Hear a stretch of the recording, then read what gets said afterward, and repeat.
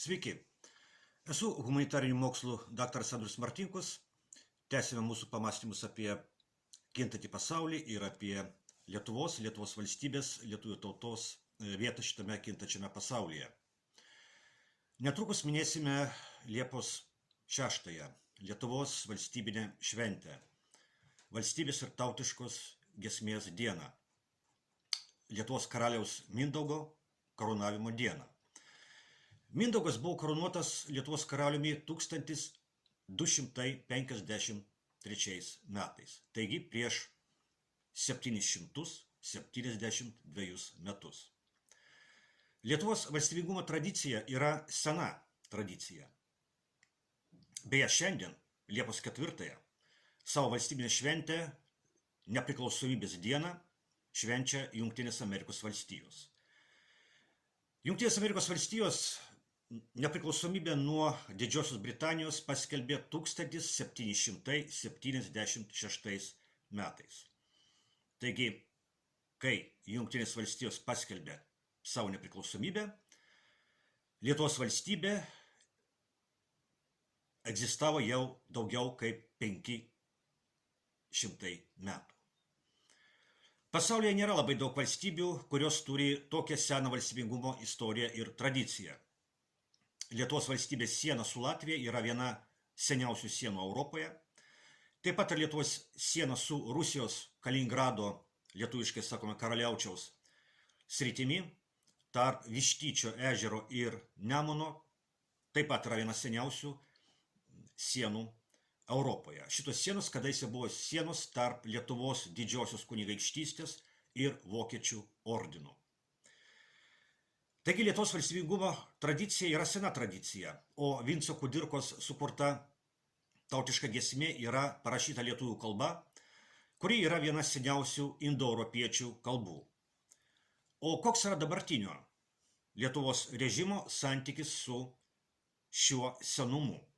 Ar dabartinis Lietuvos režimas gerbė Lietuvos valstybės, lietuvių tautos, lietuvių kalbos senumą ir ilgą istoriją?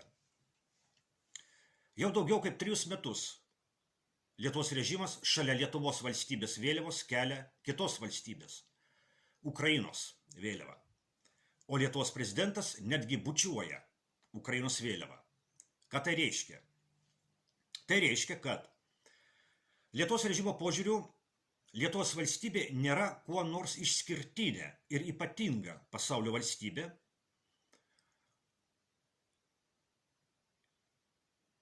Kitos valstybės vėliavos kėlimas šalia Lietuvos valstybės vėliavos reiškia, kad Lietuvos valstybė gali būti pakeista ta kita valstybė. Lietuvos valstybė, šiuo konkrečiu atveju Lietuvos valstybė, gali būti pakeista Ukrainos valstybė. Ir atvirkščiai, Ukrainos valstybė gali būti pakeista Lietuvos valstybė. Ukrainoje vyksta karas.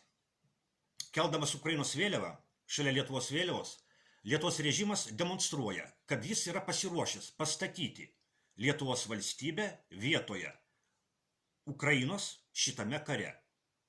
Lietuvos režimas yra pasiruošęs pastatyti Lietuvą vietoje Ukrainos, kai Ukraina pasibaigs. Lygiai toks pat yra Lietuvos režimo požiūris į lietuvių tautą ir lietuvių kalbą. Lietuvos režimo požiūriu lietuvių tauta ir lietuvių kalba nėra kažko išskirtinės ir ypatingos tarp kitų pasaulio tautų ir kalbų. Lietuvos režimo požiūriu lietuvių tauta ir lietuvių kalba gali būti pakeistos kitomis tautomis ir kalbomis. Ir mes akivaizdžiai matome, kaip šitas keitimas vyksta mūsų akise. Matome nykstančius Lietuvos kaimus ir miestelius, matome, kaip Lietuvos miestuose mažėja lietuviškai kalbančių žmonių ir daugėja kitomis kalbomis kalbančių ir kitos odos spalvos žmonių. Pasak Lietuvos režimo ir Vytauto Landsbergio garbintojos bei kovo 11-osios akto signatarės Nijolės Oželytės, po 100 metų Lietuva išnyks ir tai anot jos bus gerai. Lietuvos globalistinis režimas šalia Lietuvos vėliavos kelia Ukrainos vėliavą ir sako, kad Ukraina kariauja ne tik už save, bet ir už visą civilizuotą pasaulį, taip pat ir už Lietuvą. Bet tai yra melas. Tai yra globalistų propaganda, skirta į skerdyklą vedamai bandai. Iš tikrųjų, Ukraina kariauja už tą pasaulio tvarką, kurioje Lietuva nyksta. Ukraina kariauja už tą pasaulio tvarką, kurioje Lietuva nuo 1991 metų neteko milijono žmonių. Ukraina kariauja už tą pasaulio tvarką, kurioje nyksta Lietuvos kaimai ir miesteliai, o Lietuvos miestuose mažėja lietuviškai kalbančių žmonių ir daugėja kitomis kalbomis kalbančių ir kitos odos spalvos žmonių. Ukraina kariauja ne už Lietuvą, o už Lietuvos režimą, kuris kelia ir bučiuoja Ukrainos vėliavą. Ukraina kariauja už globalistinį Lietuvos režimą, kuris yra pasiruošęs pastatyti Lietuvą vietoje Ukrainos, kai Ukraina pasibaigs. Lietuvos režimo propaganda seka pasaką apie tariamą Lietuvos sėkmės istoriją po 1991 metų kovo 11-osios. Tačiau nėra jokios Lietuvos sėkmės istorijos. Yra Lietuvos neoliberalaus globalistinio režimo sėkmės istorija. Yra landsbergizmo sėkmės istorija.